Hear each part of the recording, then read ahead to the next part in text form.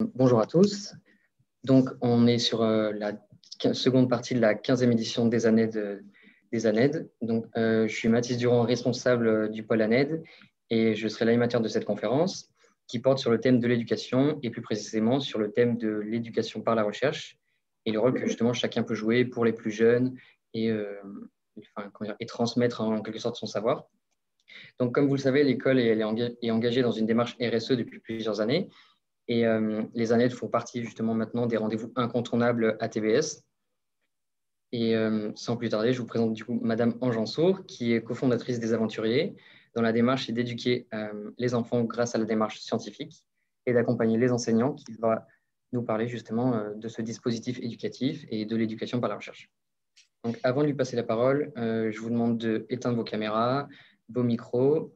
Et la conférence, du coup, va se dérouler en 2 temps. Il y aura 45 minutes d'intervention de Madame Ansour avec ponctué de questions que vous pouvez envoyer dans le chat.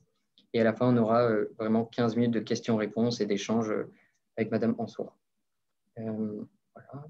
Et ouais, c'est tout. Vous pouvez poser vos questions dans le chat et que je sélectionnerai, que je reposerai ensuite à Madame Ansour. Donc, je peux vous laisser la parole, Madame Ansour, c'est à vous. Merci Mathis, bonjour à tous, ravi d'être avec vous pour présenter S'Aventurier École de la Recherche, qui est un programme éducatif du CRI, le Centre de recherche interdisciplinaire. Donc j'avais une commande aujourd'hui de parler de l'éducation comme passerelle pour le monde de demain, de présenter en quoi l'éducation par la recherche, qui est une nouvelle démarche pédagogique, pourrait jouer ce rôle, notamment dans votre contexte, dans vos interrogations par rapport à tout ce qui relève de l'éducation, développement durable, etc. On va être régulièrement interrompu parce que je vais demander à Mathis par un petit geste passer les slides. Donc voilà, avant de commencer de vous parler de S'Aventurier en tant que tel, j'ai une situation problème que je vais poser avant, à laquelle je ne vais pas répondre maintenant. On va dérouler ensemble, on va réfléchir, mais je vous demande de la garder à l'esprit parce que je pense qu'elle donne une bonne base pour les échanges entre nous. Imaginez un enfant, un petit garçon, une petite fille, 3 ans, il entre à l'école maternelle en septembre 2021. On sait qu'il quittera le système scolaire, il aura son bac, ou il ira vers le monde professionnel à l'horizon 2040. Et vous savez que cette échelle de temps, elle est importante en termes de réduction, impact sur l'environnement. Et je me dis, voilà, il entre, il sort, quelles sont nos options pédagogiques, nous autres, adultes, face à ces enfants? Et j'arrête là-dessus la question et je vous laisse la mûrir pendant que nous exposons et nous discutons ensemble. Je veux bien qu'on passe. Donc voilà, merci Mathis, si on peut passer s'il te plaît à la slide suivante. Donc voilà, S'Aventurier École de la Recherche propose sur un paradigme éducatif qui s'appelle l'éducation par la recherche. Ce n'est pas simplement de la démarche scientifique classique, ça va un petit peu au-delà et ça sera l'occasion que je développe pourquoi on appelle ça l'éducation par la recherche. Je veux bien, Mathis, que tu passes la slide suivante. Donc, S'Aventurier est vraiment un dispositif qui est à la fois éducatif, mais qui également fédère, mobilise les communautés éducatives et scientifiques. C'est vraiment un collaboratoire pour innover, créer au service de l'école. Pragmatiquement, de toute manière très pragmatique, nous avons 3 axes d'action. Comment on fait de l'éducation par la recherche? Premièrement, grâce à de l'intervention. Proposer des projets d'éducation par la recherche, de la maternelle jusqu'au lycée, mais également autour de l'école, des ateliers périscolaires, des colos, etc. Deuxième axe, qui est du développement professionnel et de la formation à l'attention des enseignants, des cadres éducatifs, des personnels associatifs. Et un troisième axe qui est notre boîte à R&D, c'est vraiment la R&D où nous explorons des nouveaux champs, où nous faisons des publications, nous proposons des méthodologies, des outils. Donc concrètement, c'est ainsi que se fait notre travail. On va passer, donc je vous ai parlé d'un collaboratoire, et le collaboratoire, je ne vais pas passer beaucoup de temps, c'est juste pour vous donner une idée et pour vous donner envie également, surtout de venir participer avec nous, c'est la mise à disposition de la communauté éducative d'un ensemble de moyens humains et intellectuels, des ressources pédagogiques, des mallettes pédagogiques, des méthodos, des outils, mais également des bénévoles, des mentors pour les classes qui sont des scientifiques, des ingénieurs, des experts, des étudiants qui accompagnent les élèves dans la méthodologie, dans leur enquête, mais également des enseignants ambassadeurs qui sont des enseignants experts qui jouent le rôle de mentor auprès d'autres enseignants et une vaste communauté de chercheurs qui irriguent les travaux au quotidien. Donc, vous trouvez également la Saventurothèque, ça c'est vraiment une pierre angulaire, c'est notre bibliothèque numérique, notre centre de ressources qui regroupe des ressources pour les adultes, pour les enfants, pour les enseignants, vous pouvez trouver tas de choses. Je vous ai dit tout à l'heure, on a un axe intervention, on propose des projets aux classes, et ces projets mobilisent des intervenants extérieurs, des mentors qui accompagnent les élèves. Alors, quels sont ces projets de classe quelle visite. Donc, tous les ans, bientôt, ça sera le 27 avril, on va les publier pour l'année prochaine, nous proposons un vaste choix aux enseignants pour proposer des projets à leurs élèves. Et quand je parle de recherche, et c'est vraiment un point important pour nous, ce n'est pas uniquement les sciences exactes, qu'elles soient expérimentales, naturelles ou formelles, mais c'est également les sciences humaines et sociales, de l'économie, de la sociologie, de l'histoire, du droit. Ce sont également des sciences avec leur méthodologie, leur régime de vérité et qui nous aident également à comprendre les phénomènes culturels ou naturels dans le monde. Donc, les enseignants concrètement choisissent par exemple s'aventurier de l'univers ou s'aventurier du droit ou s'aventurier du climat. En fonction du niveau de la classe, de leurs objectifs pédagogiques, de leurs besoins, un mentor scientifique accompagne la classe et on part toujours de la question des élèves. On peut passer à la slide suivante. Donc, on a modélisé la démarche de recherche de deux manières. Une manière chronologique pour les élèves les plus jeunes, on va dire de la maternelle jusqu'à la fin du collège, et une autre logique pour les plus grands, pour les lycéens, qu'on verra après, et même qui peut être tout à fait utilisée dans le supérieur par des étudiants comme vous. On parle toujours des questions des élèves. Supposons que cet enseignant qui a choisi, par exemple, s'aventurier de l'univers ou bien s'aventurier du climat, il va se poser des questions. Les élèves vont se demander pourquoi la nuit est-elle noire ou bien c'est quoi le Conseil d'État qui a dit que l'État n'était pas à la hauteur des engagements climatiques de la France. Donc, voilà. Et donc là, tout le travail avec l'enseignant et le mentor, c'est de transformer ces questions de curiosité, ces questions premières de l'élève, en un questionnement scientifique. Grâce à cette démarche, on va faire de l'état de l'art, on va comprendre quelle est la terminologie, quels sont les outils. Si je fais du droit, du climat, ça ne sera pas la même chose que si je fais de l'univers, ce n'est pas les mêmes méthodes. Ils vont déployer leur méthode d'enquête, leur mentor va valider leurs hypothèses, leurs données, comment ils vont les interpréter, et à la fin, comme tout chercheur, ils vont publier leurs résultats. Et la publication est une étape importante parce que c'est-à-dire qu'ils sont capables d'analyser leurs problématiques, qu'est-ce qu'ils ont apporté à leur question de départ, où est-ce qu'ils s'y situent, quels sont leurs apprentissages, et également un souci éthique, donc ça c'est de savoir, je ne peux pas partager avec autrui ce dont je ne suis pas certain, il ne peut pas, et c'est une éducation citoyenne importante dans la mesure où c'est là où ils vont toucher du doigt la différence entre une donnée, une information et un savoir. Un savoir est validé par la communauté et il est partagé sur une base éthique. Donc ça, c'est le modèle chronologique. Et la slide suivante montre le modèle logique. Et celui-là pourrait plus vous intéresser, ce qui s'adresse davantage à des grands lycéens ou à des étudiants de l'enseignement supérieur. Autant de le modèle chronologique, on part bien de la question des élèves, on met l'état de l'art, c'est-à-dire la documentation au centre, parce qu'ils en ont besoin à chaque étape. Dans ce modèle logique, nous allons mettre la problématique au centre. Pourquoi? Parce qu'une problématique scientifique, elle évolue au gré du projet de recherche. Chaque fois qu'on a une nouvelle donnée, une nouvelle lecture, la problématique va évoluer et la conclusion à la fin, ce n'est pas uniquement présenter des résultats, mais c'est également une discussion de la problématique dans un champ. Donc, vous voyez bien qu'elle n'est pas accessible aux plus jeunes, mais elle est accessible aux plus quand on s'introduit aux premières dissertes qu'on fait à l'école, puis après vous. Et ça rassure aussi les élèves et les jeunes étudiants parce qu'on se rend bien compte qu'au départ, on parle d'une question, puis elle évolue, on est paniqué, mais c'est normal qu'elle évolue, c'est le propre de la recherche. C'est partir à l'aventure et la méthode de la recherche va donner un cadre rigoureux à la créativité d'un monde de recherche. Donc, on peut passer, s'il te plaît, Mathis. Merci. Et donc, voilà.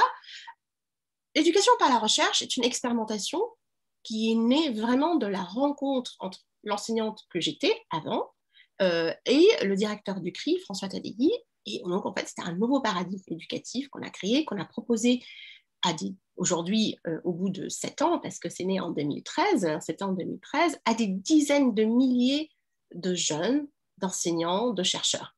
Donc, vous imaginez le souci éthique que cela pose, déontologique. Donc, nous avons demandé à faire l'objet d'une évaluation, de plusieurs évaluations, notamment la plus conséquente, la plus longue, a été menée par Émilie Carossin et Marc Demeuse de l'Université de Mons, et qui ont identifié en quoi cette démarche, qui invite les élèves à découvrir comment on produit un savoir, comment on le valide, comment on le fait circuler, vraiment comme des chercheurs, cette démarche qui part des questions, de la curiosité des élèves pour traiter les savoirs scolaires et même au-delà, être encore même plus ambitieux que les programmes, quel intérêt a-t-elle? Est-ce que c'est un énième empilement? Est-ce que c'est une énième promesse qui ne tient pas c'est une énième proposition qui ne tient pas ses promesses? Est-ce qu'il y a vraiment une plus-value pour les élèves? Et donc, effectivement, les chercheurs, au bout de 2 ans de recherche, ont identifié 3 types de plus-value pour l'expertise des enseignants, les enseignants qui s'autonomisent grâce à cette démarche, qui deviennent eux-mêmes des pédagogues-chercheurs, c'est-à-dire que leur manière d'enseigner évolue, ils ont un regard réflexif, étayé, ils travaillent comme dans un laboratoire. Une plus-value également pour les chercheurs et pour les experts qui accompagnent les classes, mais surtout, et c'est là où je vais faire un tout petit focus, une plus-value pour les élèves. Je peux passer à la slide suivante. Donc, on a identifié qu'une très importante plus-value se situait dans 4 dimensions de l'activité scientifique. Lorsque les élèves se livrent en classe à des activités scientifiques, que ce soit de la géographie, de l'histoire, de la physique, de la SVT, les chercheurs ont identifié une vingtaine de compétences transversales qui sont mises en œuvre. Et les éventués, vraiment la méthode de l'éducation par la recherche proposée par les éventués a un impact particulièrement important, significatif, sur ces 4 dimensions qui sont la créativité. Et quand je parle de créativité, c'est pas au sens très vague, hein, c'est vraiment assez mesuré, assez étudié. On parle de créativité. Est-ce que je peux, par exemple, en tant qu'élève, établir des nouvelles associations entre 2 notions? C'est-à-dire, voilà, je suis capable de mobiliser les apprentissages récents, anciens, et puis dire, si je les mets ensemble, ça va me mener quelque part. L'esprit critique, la dimension critique, par exemple, être capable de retracer l'argumentation étape par étape du discours d'autrui, du mien, distinguer une hypothèse provisoire d'une hypothèse définitive. La dimension collaborative, parce que dans les projets d'éducation par la recherche, les élèves doivent collaborer entre eux, doivent collaborer avec des sources extérieures à l'école. Comment ça se fait pour que ce soit méthodologiquement rigoureux, que ça soit productif et fructueux pour les élèves? Et enfin, la dimension méthodologique, et ça, je ne vais pas m'apesantir dessus parce que c'est là-dessus que nous, on tablait le plus au départ en disant, voilà, ils peuvent se repérer dans les étapes scientifiques d'un projet, pour comprendre comment on produit de la science, mais également, et c'est là ce qui est intéressant, ils vont se repérer de manière méthodologique dans leur manière d'apprendre. Donc, ce qu'on appelle la métacognition, l'apprendre à apprendre, c'est-à-dire ils vont savoir, est-ce que ce que j'ai appris, je le connais profondément, je le connais bien, je peux le mobiliser dans une nouvelle construction, dans une nouvelle étape de mon savoir. Donc, c'est une double méthodologie, une méthodologie scientifique et une méthodologie par rapport à qu'est-ce que c'est qu'apprendre. La slide suivante, s'il te plaît. Là, je ne vais pas m'attarder parce que ça va moins vous concerner. On a fait également beaucoup de travail sur qu'est-ce qu'il advient pour l'enseignant. Pourquoi il ferait ça? Parce que je ne vous le cache pas, c'est quand même beaucoup de travail en amont, beaucoup d'investissement pour les enseignants de mener des projets de cette envergure. Et à travers ces recherches, je travaille avec les enseignants ambassadeurs et les chercheurs. On a dit, voilà, les enseignants qui s'engagent dans cette démarche deviennent eux également des pédagogues-chercheurs et ils développent beaucoup de compétences en matière de communication avec leurs élèves, avec leurs pairs, des compétences méthodologiques. Ça veut dire que donner cours et faire classe, ce ne sont pas les mêmes choses. On va analyser les paramètres d'une classe, qu'est-ce qui se passe, qu'est-ce qui advient, comment je fais du feedback à mes élèves, comment je les fais collaborer entre eux, comment j'évalue les meilleurs leviers pour chacun de mes élèves. La réflexivité, c'est-à-dire qu'ils sont capables de faire un retour réflexif sur leur pratique, et surtout de partager avec les autres, trouver un langage commun avec les autres enseignants sur leur pratique pour les faire évoluer et un meilleur apprentissage pour les élèves.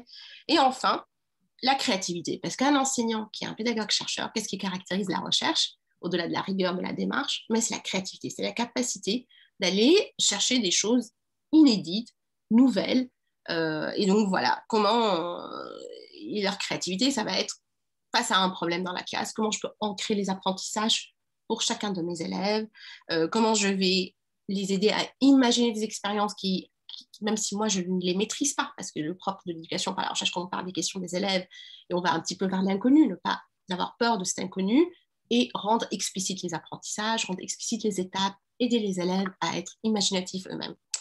Et donc voilà, je vous ai présenté Saventuy École de la Recherche vraiment en général, et là je vais revenir vers ma question dans la slide suivante. Donc on a des enfants, des adolescents qui nous sont confiés, nous autres éducateurs, entre droit, le droit de l'éducation, le droit des enfants à un avenir, quels sont nos devoirs et nos responsabilités d'éducateurs. Voilà. J'ai un enfant qui entre en maternelle là, en 2021, il va sortir à l'école en 2040. Qu'est-ce qu'on doit faire, nous, éducateurs, pour que ce monde de 2040, ou quelque part, en termes de défis climatiques, de cette ère de l'anthropocène dont on pourra parler, qu'est-ce que je peux faire? Quelles sont mes options pédagogiques? Comment je vais préparer ces générations futures? Est-ce que je parle, c'est uniquement à l'école que ça se joue? Quelles sont nos responsabilités de citoyens? Quelles sont nos obligations juridiques? Est-ce qu'il y a des comportements à changer? Des postures? Je dirais que c'est des questions qui sont ouvertes. C'est une mise en jeu. Je doute un petit peu que tout le monde ait les réponses, mais si vous avez des propositions, on peut faire une pause, Mathis, s'il y a des questions, des propositions. Certains ont des réponses ou des choses à dire là-dessus. Est-ce qu'il y a des commentaires ou des questions? Non? Moi, je dirais peut-être que, comme vous l'avez dit, c'est surtout, la démarche scientifique, c'est surtout aussi acquérir des compétences. Et donc, comme vous dites, on devrait surtout se baser sur acquérir des compétences dans le futur et à l'école et pas sur les connaissances, vu que maintenant, on peut avoir des connaissances, je veux dire, sur Internet, on peut y accéder beaucoup plus facilement que je pense que, non, mais aussi avoir cette partie justement de compétences, se concentrer sur, dans mon avis en tout cas. Alors, c'est tout à fait intéressant. Et en ce sens-là, où je vais peut-être tenir un discours contre-intuitif, à contre-courant de ce discours qui est dominant aujourd'hui, de la distinction déjà entre connaissances et compétences. Les compétences ne s'exercent pas dans le vide, elles s'exercent forcément sur des connaissances. Et je vais revenir à cette distinction entre savoir et connaissance. C'est-à-dire qu'avec un projet Saventuy, vu que les élèves vont travailler comme des chercheurs, donc ils vont, allez, pourquoi je dois faire confiance à mon manuel de géographie? Pourquoi mon manuel de géographie ou de physique ou de grammaire, il a un statut dans le monde des savoirs qui est différent d'un article de journal. Tous les deux peuvent être sourcés, c'est des informations, on est au-delà du fake news. Qu'est-ce qui fait que c'est un savoir? C'est un savoir parce qu'il a été le fruit d'une méthodologie très rigoureuse. C'est des scientifiques qui l'ont produit, d'autres les ont évalués, on a pu dupliquer l'expérience, on a pu vérifier les données, etc. Et c'est là où on dit aussi aux élèves, il y a eu vraiment ce qu'on appelle la conversion numérique de la société, comme tu dis, une disponibilité accrue. Le savoir a toujours existé dans les bibliothèques, dans les journaux. Qu'est-ce qui fait qu'aujourd'hui, on en a plus et on a cette illusion qu'il est disponible? Et c'est là où on dit aux élèves, il y a une distinction. Il y a une distinction entre une donnée brute qu'il faut analyser, qu'il faut contextualiser. Donc, il faut des outils, des instruments, des méthodes, des compétences. Il y a des données, il y a des faits qu'on traite qui deviennent des savoirs. Sauf que le savoir, il est inerte. Il est, comme tu le dis, disponible. Je peux cliquer sur Internet et trouver. Est-ce que ça en fait une connaissance? Ben non. Et c'est là où c'est le travail indispensable des éducateurs, des enseignants, de l'école. C'est le seul endroit où les élèves vont acquérir des méthodes pour transformer des savoirs inertes qui sont dans leur manuel, dans les articles qu'ils lisent, dans les livres, tout ce qu'ils entourent. Comment je transforme ça en connaissance? Qu'est-ce que ça veut dire une connaissance? C'est quelque chose que je m'approprie, c'est connaître, je renais avec, je me transforme, je peux me l'approprier, je peux l'utiliser, c'est en ce sens-là qu'il est une compétence, il est vivant. Je vais vous donner un exemple des élèves de CE1, CE2, Saventurier, qui ont fait un projet de robotique qui s'appelle Chouchou. Ils ont été même lauréats de la Fondation Saint-Pierre pour la santé de l'enfant. Ils se sont posés comme question, s'il y a des enfants malvoyants dans l'école, comment ils vont être autonomes pour aller jouer dans la cour de récré, pour aller se déplacer d'une salle à une autre? Et ils ont, avec la chercheuse qui les accompagnait, imaginé une chaussure dotée de capteurs qui peut aller signaler les obstacles, les marches aux élèves. Donc, ils ont acquis des connaissances importantes, sur qu'est-ce que c'est être malvoyant, les différents degrés, en algorithmie parce qu'il fallait coder, en robotique parce qu'il fallait quand même faire le prototype de cette chaussure. Donc, ils ont mis en contexte, ils ont utilisé des savoirs, ils les ont transformés en connaissances. Ils pouvaient en rendre compte, les expliquer et les mettre. Et ça, ce travail, s'ils cliquaient simplement sur Internet ou s'ils lisaient un manuel, est-ce qu'ils vont le comprendre? Est-ce qu'ils vont le faire sien? Est-ce qu'ils vont le mettre en relation avec d'autres savoirs? Ce n'est pas sûr. Et c'est en ce sens-là qu'il faut faire attention au statut des différences entre connaissances et savoirs. Est-ce que j'ai apporté une réponse un peu? Oui, Donc, merci. merci. Donc voilà. Donc pour revenir, on disait... Peut-être que d'autres... Est-ce que d'autres étudiants ont des questions ou des remarques et des commentaires? Non? Non. Vous pouvez continuer. Merci. Donc, je disais tout à l'heure, voilà, on est face à cette question ouverte, cette mise en jeu. Quelle est notre responsabilité par rapport à ces jeunes? Et là-dessus, on se dit, voilà, aujourd'hui, partout en France, partout dans le monde, émergent des acteurs qui essayent de transmettre, de faire connaître tous les enjeux climatiques aux enseignants et aux élèves. Donc, là-dessus, j'ai listé quelques-uns dans la slide suivante, s'il te plaît, Mathis, merci. Ceci est, on ne va pas s'attarder, mais pour vous montrer que dans le monde associatif, dans le monde académique, de très très nombreux acteurs produisent des ressources, donc des savoirs, des connaissances didactisées à l'attention des enseignants curieux qui veulent en apprendre plus et transmettre à leur classe. Donc, vous pouvez les consulter. Je vous laisse, le PowerPoint est accessible à tout le monde, vous pouvez cliquer dessus.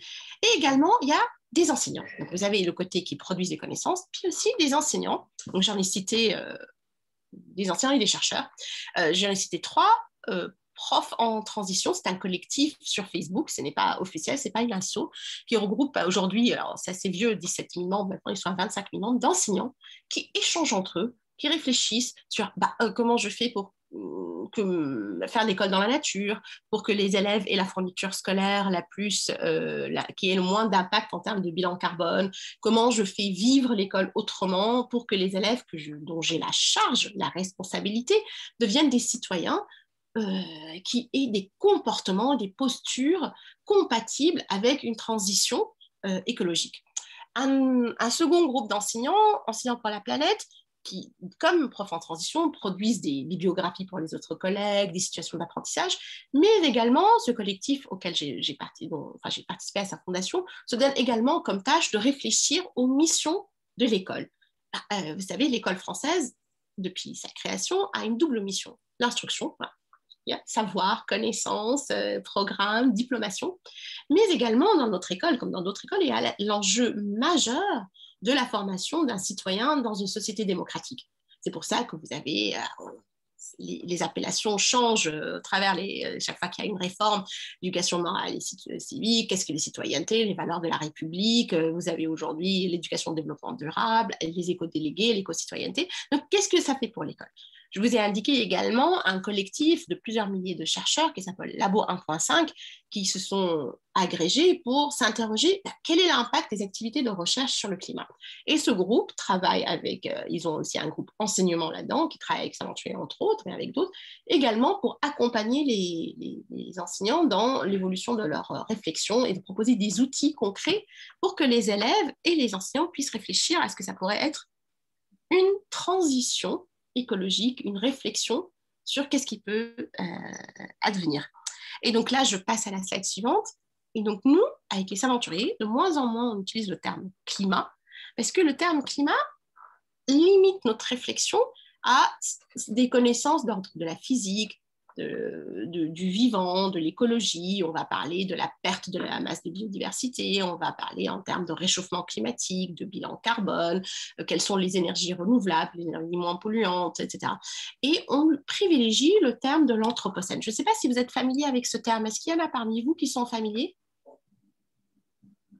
Je ne sais pas. Je pense que pas tout le monde, donc voilà. Peut-être que je vais repréciser. Définir. L'anthropocène est un terme né dans la communauté de géologues, vous savez, ceux qui définissent les âges de la Terre, l'Anthropocène, etc. Et donc, l'anthropocène marquerait le fait que les humains, la race humaine, a eu un impact sur le système Terre. Donc, on a modifié la planète par nos activités. Donc, il y a dans les commissions de géologie, il y a des commissions qui sont en charge d'étudier à travers la stratification l'âge de chaque ère. Donc, aujourd'hui, il y a une commission entière consacrée à savoir est-ce que l'Anthropocène est né avec la révolution industrielle, est-ce qu'il est né avec l'accélération du réchauffement climatique au XXe siècle. Donc, il y a des débats au-dessus. Ce qui est incontestable, c'est que tous les scientifiques s'accordent, que ce soit les GIEC, les géologues, peu importe, sur le fait que l'homme a modifié le système Terre. Quand est-ce qu'on peut dater ça exactement? Ça fait débat encore. Et l'intérêt de ce terme par rapport au terme climat, c'est qu'il a échappé, le terme anthropocène, à la communauté première de géologues. Et aujourd'hui, quand on parle de l'anthropocène, on parle de ce changement qui nous touche globalement, pas uniquement en termes de biodiversité ou de 1 degré, 2 degrés, 3 degrés de réchauffement, quel modèle est climatique, mais qu'est-ce que ça nous fait à nous, société? Qu'est-ce que ça veut dire les migrations, les réfugiés climatiques? Est-ce qu'il y a une nouvelle économie à imaginer? Quelles sont les expressions artistiques qui accompagnent ça? Des philosophes travaillent dessus, des sociologues, des designers.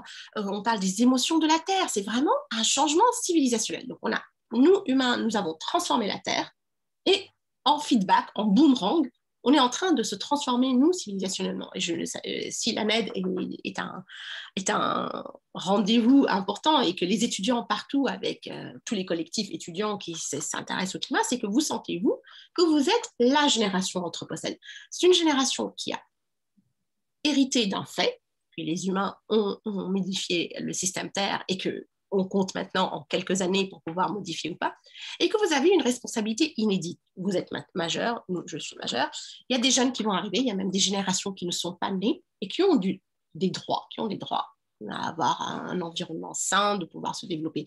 Et qu'est-ce qu'on peut faire? Donc, voilà, c'est un fait scientifiquement incontestable, l'Anthropocène. En revanche, personne ne détient aujourd'hui la solution, il y a des débats. Et nous, moi, ce qui nous intéresse pour l'éducation, c'est que peut l'école? Qu'est-ce qu'on peut faire pour de vrai? Pour préparer les jeunes, s'impliquer.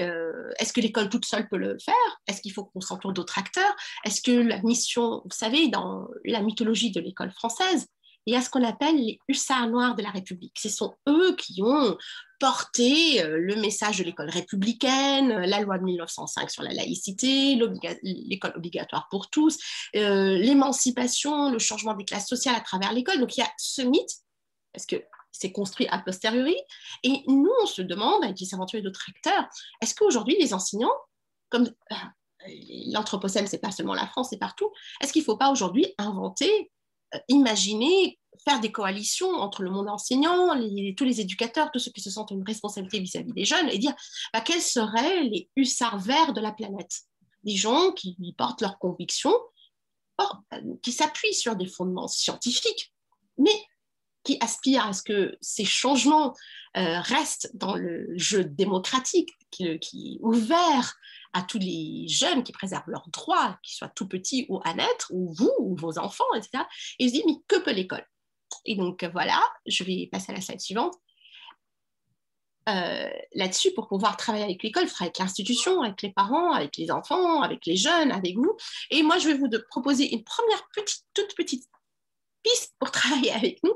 C'est comme je vous disais, les projets s'aventuriers ne peuvent prendre leur pleine ampleur que si les élèves sont accompagnés par des mentors qui ne vont pas forcément dans les classes, mais qui donnent de leur temps sur l'année scolaire entre 10 et 12 heures pour écrire des mails, faire une visio, échanger des tweets, leur dire « Ah, la problématique, elle est mal ficelée, les données ne sont pas robustes, ça, c'est une bonne bibliographie, ça, scientifiquement, c'est pas valide, méfiez-vous, qui les aide à la rédaction de leur article de fin ou si c'est une expression artistique, les aider. » Et donc voilà, tous les ans, on publie des appels à projets pour les classes que je vous ai montré tout à l'heure, mais également des appels à devenir un mentor bénévole, accompagner les classes, accompagner les enseignants. Et donc, si le cœur vous en dit, si vous sentez la motivation, les connaissances solides, ça, et ben venez faire des mentorats. Je sais que vos études ne sont pas des études purement scientifiques, mais parmi nos projets phares, par exemple, à Stains, à Saint-Denis, ce sont des projets sur étudier la ville où on vit, comment faire pour que la ville où on vit soit une ville éco-compatible, si j'ose dire. Et les classes ont toujours 2 mentors. un mentor scientifique, s'il travaille sur la biodiversité, ça va être quelqu'un qui sait, et un mentor qui vient du monde de l'entreprise, du monde du secteur bancaire, financier, pour leur dire, est-ce que les solutions, ok, c'est scientifiquement valable, ça répond à un vrai besoin social, est-ce que c'est faisable? Est-ce que tu sais où chercher des subventions pour ça? Est-ce que tu vas convaincre un business angel? Et les jeunes, ce sont des collégiens, ils sont très challengés par ce double input des mentors. Le principe de réalité économique, parce qu'il y a des arbitrages économiques, hein, quand on parle du climat, quand on parle d'énergie fossile, quand on parle de biodiversité, quand on parle de la ville verte, nourrir localement, l'agriculture locale, ça, il y a des vrais enjeux économiques, donc c'est très intéressant. Donc vous êtes les bienvenus, il y a beaucoup de place pour tous les étudiants. Donc voilà. Et je vais clore dans la slide suivante avec une citation. C'est un historien, un chercheur sur l'histoire d'éducation allemand. Vous savez, apprendre l'histoire en Allemagne, c'est très difficile parce que c'est quelque chose de très controversé. Parler du climat, parler de l'écologie, parler de la justice climatique, des procès climatiques, parler est-ce que c'est du nucléaire, de l'éolienne, ce sont des sujets très, très, très inflammables. Deuxième contrainte, les enquêtes sociologiques menées notamment par le collectif Quantité Critique, qui parle de ces jeunesses qui marchent. Qui sont les jeunes qui marchent? Ce sont des jeunes, bien sûr, issus des milieux favorisés, mais également souvent des jeunes qui ont fait des études plutôt littéraires. Les jeunes scientifiques, souvent, ne marchent pas. Déjà, marcher, c'est pas trop leur truc, mais surtout, ils disent qu'ils font confiance à la science pour trouver des résultats. On ne sait pas, je ne sais pas qui sont les jeunes qui ont raison, ou si c'est intéressant, mais c'est intéressant de les connaître et de se dire pourquoi l'éducation par la recherche est intéressante pour ce genre de problème, parce que justement, on dit aux élèves, pour trouver des consensus démocratiques, il faut savoir réfléchir. Et là, je vous lis cette citation parce qu'elle est juste excellente pour lancer le débat. Donc, il dit, sous un régime démocratique et pluraliste, ce qui est notre cas, la simple propagation de valeurs est interdite. Il faut plutôt encourager les élèves à prendre eux-mêmes des décisions référées aux valeurs et à trouver une position personnelle face aux valeurs existantes. Qu'est-ce que ça veut dire? Il ne suffit pas de dire aux jeunes, ah, péril climatique, il faut le croire. C'est pas en évangélisant, c'est en disant, travaillons comme des chercheurs qui n'ont pas peur de se poser des questions, qui n'ont pas peur d'aller aux frontières des savoirs, qui partagent, parce que c'est de la collaboration, qui sont ouverts à l'évaluation par autrui. Et c'est peut-être aussi un modèle pour des prises de décision démocratiques. Si demain, quand cet enfant qui est entré en maternelle, là, en septembre 2021, et qui va sortir, qui va aller à l'université, dans une école, qui va aller dans le monde du travail, je ne sais pas, en 2040, et qu'on n'a rien fait jusque-là, ou qu'on n'a pas fait suffisamment, qu'on n'a pas suffisamment réduit, on sait qu'il va être confronté à un monde difficile. On ne peut pas se voiler la face, mais il ne faut pas être effondriste, il ne faut pas dire comment on va l'outiller, comment il va prendre des décisions démocratiques, comment il va jouer son rôle de citoyen adulte, comment je veux dire. Eh bien, on n'évangélise pas, on travaille, on pose des questions et on avance de manière rigoureuse. Ben, je vous remercie et j'espère qu'on pourra discuter ensemble maintenant à partir de ça. Merci. Donc, merci, Madame Anso, pour votre intervention. Maintenant, on va passer aux questions. Donc, alors, j'ai une première question. Donc, c'est, vu que vous avez défini, est-ce que vous m'entendez bien? Oui. Okay. Vu que vous avez défini le terme anthropocène, un peu en parallèle ou un peu un mot qui, en tout cas dans sa terminaison, qui ressemble un petit peu, qu'est-ce que vous pensez du terme capitalocène? Alors, ce sont des termes qui existent et je dirais que la différence entre anthropocène et capitalocène, c'est que l'anthropocène part disons, d'un débat scientifique. C'est-à-dire que voilà, est-ce que je peux identifier une stratification géologique, alors que le capitalocène est déjà une interprétation. Le premier exemple qui nous vient à l'esprit, c'est l'URSS, qui n'était pas capitaliste et qui a quand même ravagé, si on ne peut pas dire, des écosystèmes qui ont été productivistes. Donc voilà. Donc je dirais que la différence, c'est que d'un côté, on se base sur des données mesurables et de l'autre côté, c'est une interprétation. On peut accepter, discuter, élargir. Il y en a certains qui disent plutôt que d'utiliser capitalocène, on peut utiliser le productivisme, qui pourrait voilà, le capitalisme d'État de la Chine, il est productiviste, c'est pas la loi du marché. Okay. Donc, voilà, c'est vraiment un degré d'interprétation qui n'est pas le même. Et donc pour revenir, une autre question, pour revenir un petit peu sur votre votre parcours. Qu'est-ce qui est à l'origine de votre engagement? Vous avez dit qu'avant, vous étiez enseignante. Qu'est-ce qui Oui. vous a poussé justement à créer en 2013 justement les Aventuriers? Alors, par rapport à des jeunes étudiants comme vous, parler de mon parcours est assez intéressant parce que c'est ma troisième vie professionnelle. En fait, quand j'étais étudiante d'outrage, j'avais une double formation. Donc, je suis une ancienne élève de l'ESI, de l'École supérieure d'interprète traducteur, et j'ai également fait des études de philosophie. Donc, j'ai une double parcours. Et à la sortie de l'école, j'ai été recrutée au Quai d'Orsay, au ministère des Affaires étrangères. Pendant plusieurs années, j'ai exercé en tant que traductrice. Voilà. Et j'ai quitté mon poste au Quai d'Orsay et j'ai décidé de passer les concours pour être professeur des écoles. J'avais 2 très jeunes bébés sur les bras, donc j'ai passé en candidat libre et j'ai été nommée à Bagneux, en banlieue parisienne, en 92, dans une école d'éducation prioritaire. Et pendant 7 ans, j'ai enseigné et c'est là où j'ai toujours eu envie d'enseigner, j'ai vraiment expérimenté, fait des choses. J'ai mené les premiers projets d'éducation par la recherche dans ma classe et ces projets ont été remarqués par l'institution, etc. J'étais invitée à France Culture et les directeurs du CRI, François Taléhi et Ariane Lidner, ont écouté, ils se sont dit « Ah, ce que cette enseignante fait avec les petits, nous, c'est ce qu'on essaye de faire avec nos étudiants au CRI. » Et donc, nous nous sommes rencontrés, on s'est dit « Ça vaut le coup de monter à l'échelle. » Et donc, il y a toujours eu, je dirais, une continuité au sens où traduire et enseigner, ce sont des métiers de la transmission, c'est quelque chose qui me motive. Et de passer d'une classe à des dizaines de milliers, c'est vraiment comment être au service du plus grand nombre. Et là, je reviens à cette notion de devoir, de responsabilité que je vous ai mis pour ces générations futures. Tout le monde, vous, moi, on est tous responsables moralement des plus fragiles que ce soit, des plus vulnérables, les plus jeunes. Ça. Mais quand on est enseignant ou éducateur, en plus de cette responsabilité partagée par tous, on a une responsabilité contractuelle. On a signé pour être responsable de ces jeunes. On n'a pas le choix. On ne peut pas se dérober à notre responsabilité. Et quand on voit des défis aussi importants que la conversion numérique de la société, les défis climatiques, là, ce qu'on traverse la pandémie, c'est une petite répétition, c'est un exemple. Comment on prend des décisions. Les scientifiques ne sont pas toujours d'accord avec eux. Qu'est-ce que la démocratie? Parfois, on est obligé de prendre des décisions cruelles. Comment les prendre pour qu'elles soient le plus justes possible? Et donc, il faut former un maximum d'enfants à cet esprit-là. Et c'est ce qui m'a motivée. Okay, très bien, merci beaucoup. Et justement, vous avez commencé, comme je l'ai dit, et comme vous l'avez dit aussi, en 2013, cet engagement et les aventuriers. Donc, quelles évolutions depuis 2013, justement, vous avez vues dans votre dispositif, dans l'école de la recherche? Peut-être, je sais pas, des évolutions, des changements sur ça? Alors, super question, parce qu'on est parti d'une intuition. Donc, en 2013, on a créé les Aventuriers. On a beaucoup investi au début les champs périscolaires, parce que passer d'une classe à plein, il y a beaucoup d'enjeux éthiques, de modélisation. Comment on fait un proto, un proof of concept? Donc, on a travaillé au début à petite échelle, et petit à petit, on a grandi. Et ce qui vraiment caractérise Aventuriers École de la Recherche, c'est que c'est une communauté.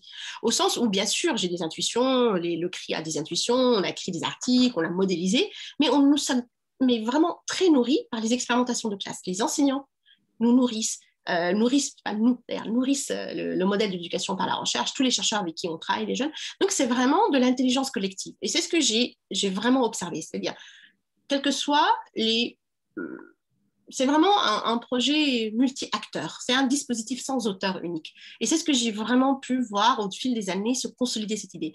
C'est pas quand on parle de la pédagogie freinée, comme c'est un auteur unique ou Montessori. Là, bien sûr, j'ai été à l'origine, mais après moi, il y a eu tous ces gens-là et on a tous ensemble construit un dispositif. Deuxième évolution, c'est qu'on pensait répondre à des problématiques propres à l'école française. Et nous avons été très étonnés de voir que ce dispositif, né dans les classes, sur le terrain en France, nourri par des chercheurs français, prend de l'essor. Donc, nous sommes présents partout en France, dans des dizaines de pays francophones.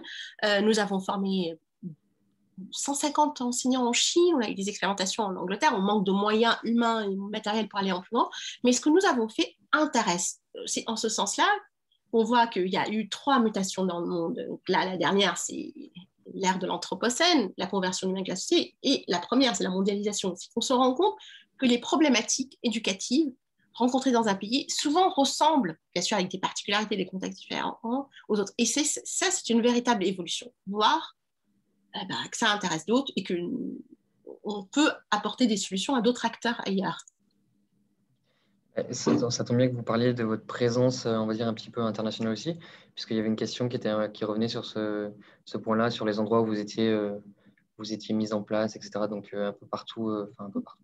Dans les classes, en tout cas, à l'international, en Chine, comme vous l'avez dit, par exemple. Oui, alors nous sommes présents partout en France, ça c'est sûr.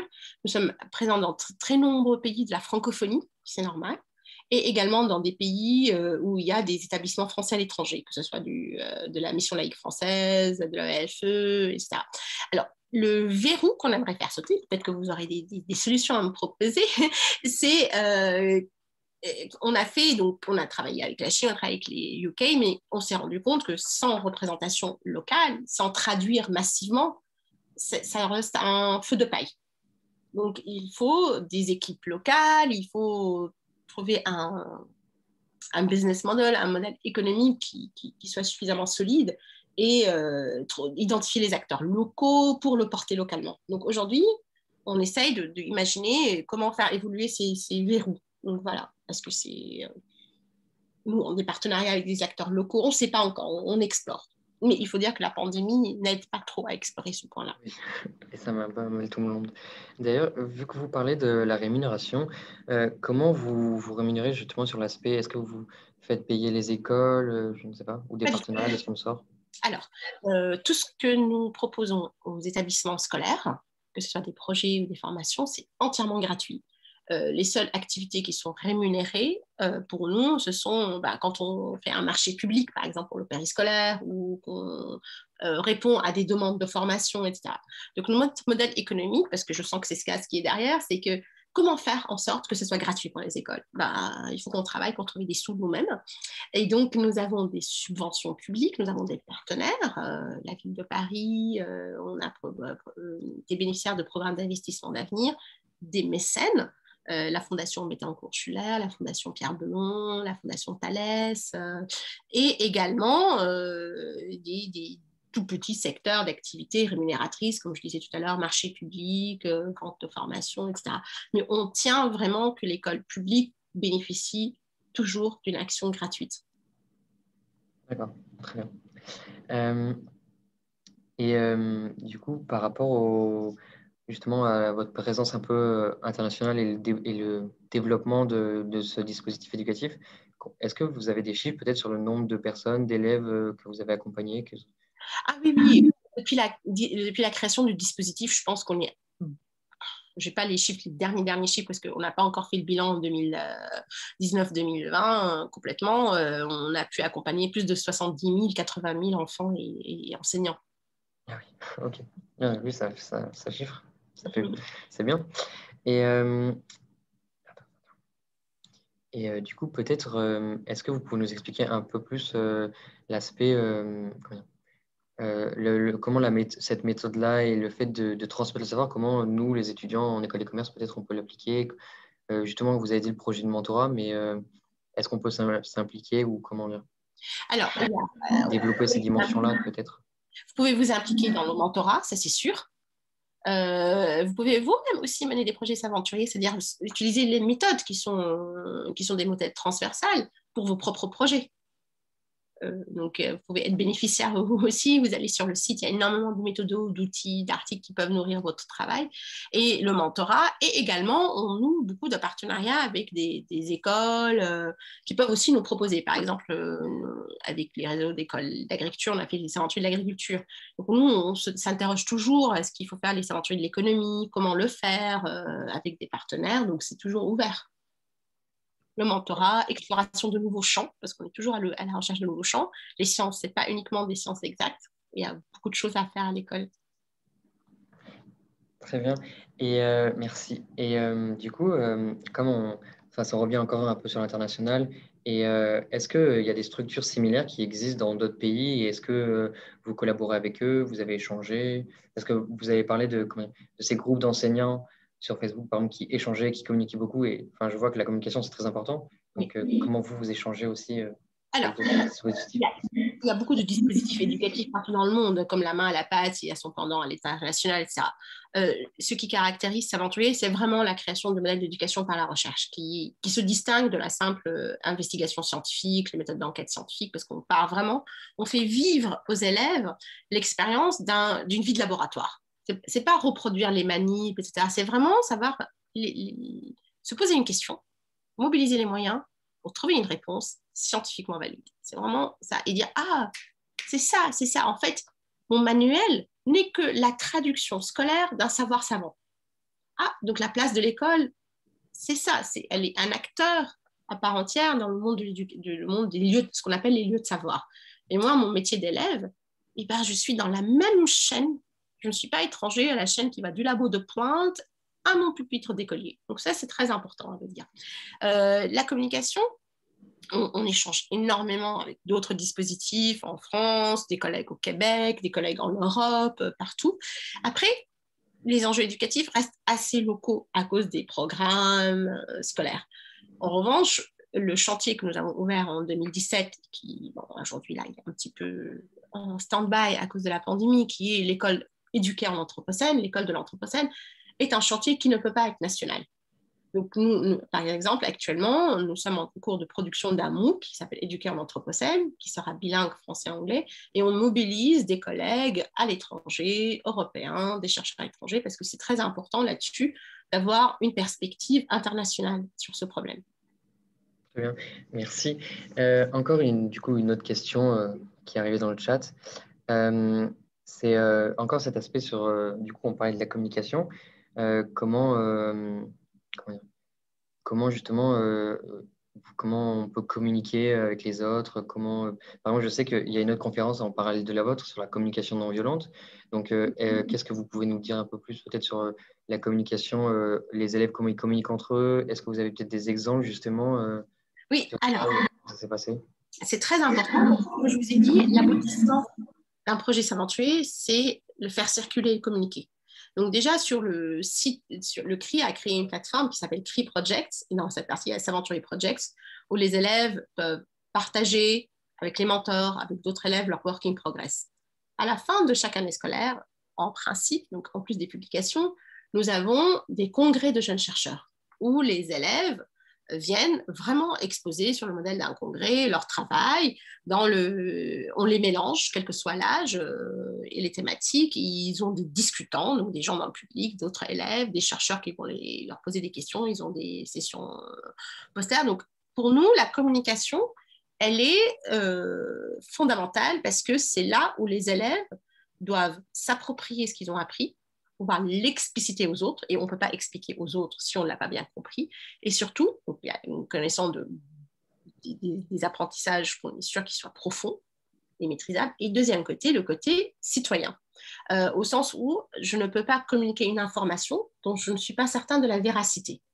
Et donc là, je reviens à ce que je disais tout à l'heure, communiquer selon des règles scientifiques, c'est communiquer, dire sur quoi je me fonde, où sont mes données, quelle a été ma méthode, quels sont mes résultats, si c'est des résultats négatifs, comment je peux les discuter, et comment, lorsque j'écoute les autres, je suis capable de retracer toute l'argumentation que je viens d'écouter, comprendre la place de la parole d'autrui dans un système. Donc, je dirais que l'approche de la communication, elle n'est pas autonome dans le dispositif, dans l'éducation par la recherche, elle est incorporée au dispositif pédagogique dans sa globalité. Merci. Encore une autre question. Donc, c'est sur la plus-value, par exemple, pour les élèves. Comment, même pour les étudiants, les élèves qui ne sont pas justement dans la science, ou dans en tout cas le secteur scientifique, comment on peut appliquer justement cette démarche scientifique et en tirer justement une plus-value, par exemple, je ne sais pas, par exemple, c'est très du coup méthodologique, très compétence, non? Oui, moi je pense qu'il y a une méthodologique important. C'est-à-dire que, en plus des projets de recherche, on a des projets d'ingénierie, donc établir un cahier des charges, identifier un besoin, identifier un obstacle, les résoudre. Donc je pense qu'il y a bien sûr des adaptations à faire, parce que ça ne s'applique pas de manière aveugle à tout. Mais il me semble, quand vous êtes étudiant, je ne sais pas quels sont les parcours des étudiants qui participent au call, à cette conférence, mais il y a toujours une exigence des enseignants que vous répondiez à des questions qu'ils vous posent, que vous meniez des projets, que vous ayez des travaux de groupe. Voilà, des travaux de groupe. Donc, il y a toute cette méthodologie de comment on identifie une question, comment on la nourrit avec l'état de l'art, comment je choisis un angle particulier, je collecte des données, quelles sont les méthodes pour interpréter les données, et à la fin, je discute ce que j'ai obtenu, j'ai proposé tel modèle, telle intervention, comment je la justifie, comment déjà je peux analyser ses limites, comment je peux dire, ah, si je fais ça, je prévois, j'émets une hypothèse alternative pour aller plus loin. Donc tout ça, ce sont des méthodes transversales. Effectivement, ce n'est pas de la recherche pure, au sens où ça ne produit pas des nouveaux savoirs, mais c'est, comment dirais-je, une méthode dont l'intérêt, c'est d'être sûr de la rigueur de ce qu'on avance. Après, je n'irai pas plus loin, parce que je ne connais pas vos métiers, et peut-être que c'est un chantier à ouvrir, qu'on ne connaît pas, et qu'il faut inventer, il faut imaginer. Et donc là, vous parlez vous parlez des savoirs, et pour revenir tout à l'heure à la question que je vous ai posée sur l'utilisation d'Internet et justement du savoir, est-ce que dans ce dispositif, vous utilisez par exemple les nouvelles technologies, Internet, comment vous vérifiez en quelque sorte que c'est Alors, pour moi, quelque part, dire Internet, nouvelles technologies, c'est un peu signer qu'on est des vieux, parce que les jeunes, les enfants, les adolescents aujourd'hui, ils ne savent pas qu'il y avait un monde sans numérique. Pour eux, le monde est numérique.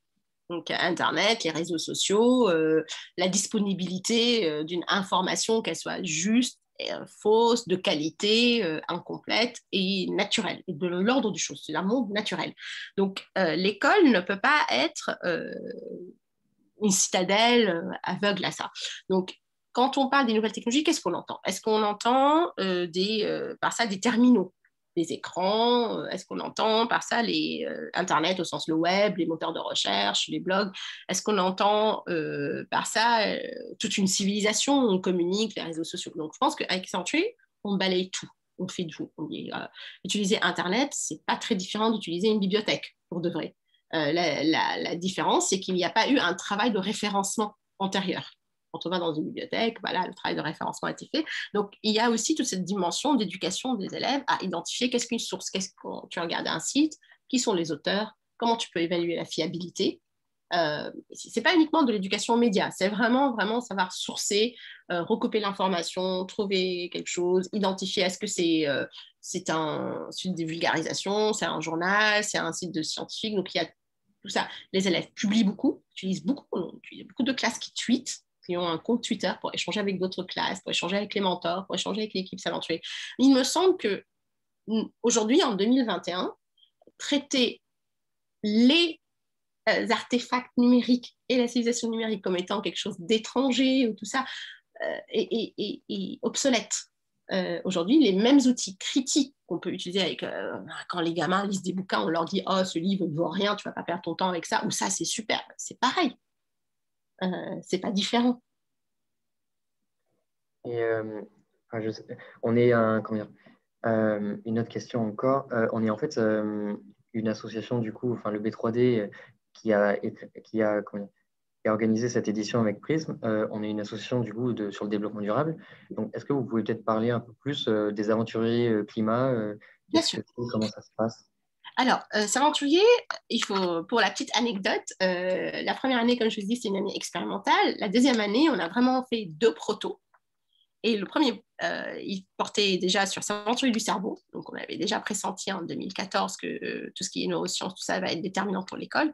Et le deuxième, c'était S'aventurier des glaces, parce qu'on travaille avec des glaciologues et les pôles, vous savez, ce sont vraiment les sentinelles du climat. C'est là où on voit les effets.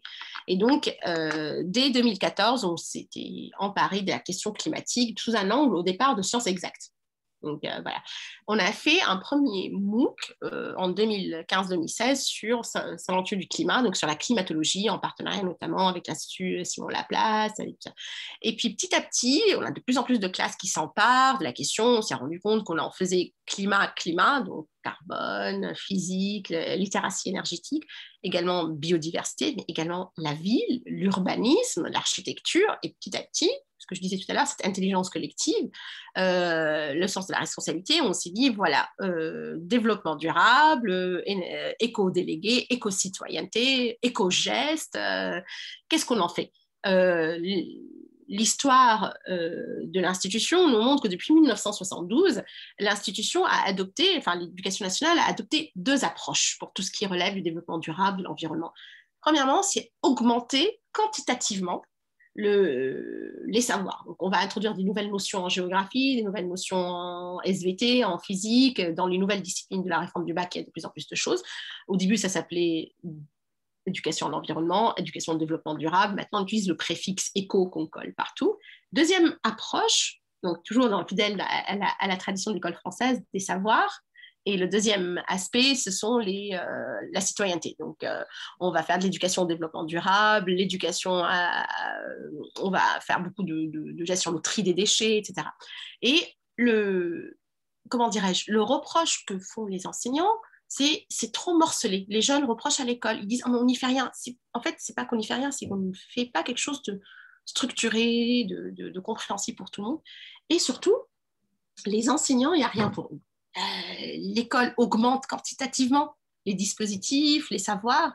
Les enseignants ne sont pas formés et on ne s'est pas interrogé sur les missions de l'école. On ne sait pas qu'est-ce que ça veut dire faire école. Moi, je suis enseignante aujourd'hui. Comment, comme dit Patrick Boucheron, pourquoi enseigner sinon pour dire aux jeunes qu'ils n'arrivent jamais trop tard. Comment donner à l'école sa nouvelle mission citoyenne? Et c'est vraiment le grand chantier que nous avons ouvert, qui s'appelle Éduquer en Anthropocène, et sur lequel on va à nouveau faire notre éthique. De plus en plus de projets dans les classes pour avoir du feedback. Qu'est-ce qui se passe? Qu'est-ce qui intéresse les enseignants? Où sont les besoins? Travailler en collaboratoire avec des chercheurs et des enseignants. Et troisième truc, produire des instruments. Par exemple, le dernier qu'on a fait, on a fait un énorme dossier avec l'association Notre Affaire à tous, avec les juristes de Notre Affaire à tous, qui s'appelle la justice climatique. Donc, comment initier les élèves dès la 6e à se rendre compte que le droit est un instrument indispensable de régulation à l'ère des changements climatiques. Les COP, c'est très bien, mais elles n'ont aucun caractère contraignant. Les États peuvent signer les COP, en faire partie et ne rien faire. C'est pas grave. Donc, qu'est-ce que c'est que mener un procès? Donc, on a fait ça et donc on fait un nouveau MOOC, Éduquer en Anthropocène, qui est un MOOC laboratoire.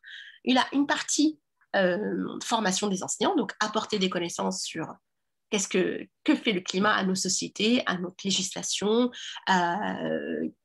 comment faire des controverses. Hein. Il suffit de dire le mot nucléaire dans une assemblée qui parle de développement durable pour être sûr d'avoir 2 camps. Comment argumenter scientifiquement, comment savoir où est le bien, où est l'intérêt général. Et donc, c'est un MOOC laboratoire avec une partie formation, une deuxième partie prospective. Qu'est-ce que ça veut dire être enseignant? Quelle nouvelle mission pour l'école? Et à partir de ce MOOC, on a aussi une université d'été. On va continuer à réfléchir à ça, proposer des cadres pour tous les enseignants, des cadres de référence, des méthodologies, un langage commun. Donc, c'est un chantier qui s'ouvre, qui est loin d'être clos. Si vous voulez, on pourra après faire un moment plus long où je vous dis, regardez l'ouvrage coordonné par Nathanael Wallenhurst qui s'appelle Éduquer en Anthropocène, regardez beaucoup de travaux là-dessus. Qu'est-ce que ça veut dire aujourd'hui? Regardez aussi Les émotions de la Terre du philosophe Glenn Albrecht, du philosophe australien, comment on va nommer les nouvelles émotions? Qu'est-ce qui se passe avec l'être humain? Vous savez, c'est lui qui a inventé le terme de solastalgie. C'est avoir ce sentiment de nostalgie vers un monde qui serait moins abîmé. Mais est-ce qu'il y a des sentiments positifs? Comment faire pour les jeunes? Donc, tout ce chantier-là, vous voyez bien qu'il s'agit d'un ensemble d'intuitions, un ensemble d'orientations. Rien n'est fixé. Vous allez beaucoup trouver, vous êtes une association, vous connaissez toutes les autres associations étudiantes, avec des convictions très fermes. Je pense qu'en éducation, on n'a pas de convictions encore très fermes. On sait qu'il faut qu'il y ait de la littératie énergétique, de la littératie climatique au sens large, mais on sait qu'il y a beaucoup de choses à réfléchir encore. Donc, c'est un chantier ouvert. Vous êtes les bienvenus aussi avec nous. Une dernière question, du coup, avant qu'on termine. En fait, c'est par rapport au... Donc là, on était sur le sujet du climat. En fait, on peut se rendre compte, par exemple, que les générations antérieures, ou en tout cas les moins jeunes, sont peut-être un peu plus sceptiques par rapport au climat et au changement climatique. Est-ce que vous avez pensé peut-être à aussi étendre comment dire, cette transmission de savoir et par exemple, les aventuriers du climat à peut-être des personnes moins jeunes et qu'elles aussi, que ce soit une éducation plus large et pas seulement l'école en fait. Mais tu as tout à fait raison. On avait commencé une expérimentation sur la ville de Creil, un partenariat avec la cité éducative et avec la maison des parents. Donc, on voulait faire des projets avec la maison des parents, mais la pandémie a mis un point d'arrêt à ça. Alors, pour aujourd'hui, nous ne sommes pas les meilleurs là-dessus. Notre expertise, elle est vraiment dans le domaine de l'éducation formelle. On n'est pas dans l'éducation informelle au sens où au grand public. Mais pourquoi pas. La ville de Paris porte le projet de l'Académie du climat, que vous devez connaître, parce que ça va être la maison des jeunes pour la planète de 9 à 25 ans, où ils vont pouvoir faire des ateliers, des formations, mais également des conférences, avoir des espèces d'incubateurs de projets pour tout ce qui est transition environnementale. Et je pense que aujourd'hui, ce n'est pas tant le climato-scepticisme qui est le problème que la climato-indifférence. Oui, il y a des climato-sceptiques, mais en vrai, si vous regardez économiquement comment se positionnent les grands acteurs économiques, les entreprises d'assurance, les uns et les autres ont acté qu'il y a du changement. Ils ne sont pas d'accord sur sa gravité, sur ses retombées, mais il y a une véritable indifférence, au sens où c'est trop loin, c'est dans longtemps, c'est en 2040, c'est en 2050. Et puis en Europe, on est protégé, ça va se passer ailleurs, c'est pas moi. Donc, c'est ça surtout, je pense que le vrai défi pour vous et pour nous et pour tous ceux qui s'intéressent à cette question. C'est pour ça que moi, je pars toujours de cette situation de problème. Tout le monde connaît l'échelle d'entrer à l'école et en sortir. C'est pas long, en fait. C'est tout petit. C'est pas demain, c'est pas dans très longtemps. Il va entrer à l'école là en septembre et bientôt il va être en sixième et après il va être en terminale. Qu'est-ce qu'on fait? Donc je pense qu'il faut orienter la réflexion et peut-être développer vers cette climato-indifférence. Donc, merci du coup pour cette réponse, cette dernière réponse. Donc, ça clôture un petit peu très bien puisqu'on revient un peu finalement à la question du début. Qu'est-ce que vous ferez en 2040 quand l'élève qui arrivera en septembre 2021, justement, comment il s'en sortira, comment il sortira de l'école. Donc, déjà, je voulais vous remercier pour cette conférence qui était vraiment très intéressante. On a eu aussi des questions très intéressantes de la part des étudiants. Donc, merci à vous d'être venus, d'avoir accepté de participer. Donc, oui, je vous en prie. Non, je disais merci à toi, Mathis, et merci à tous les étudiants qui ont participé. C'est toujours un moment, malheureusement, pas en face à face, mais c'est toujours, voilà, ça nourrit toujours. Exactement, l'échange toujours.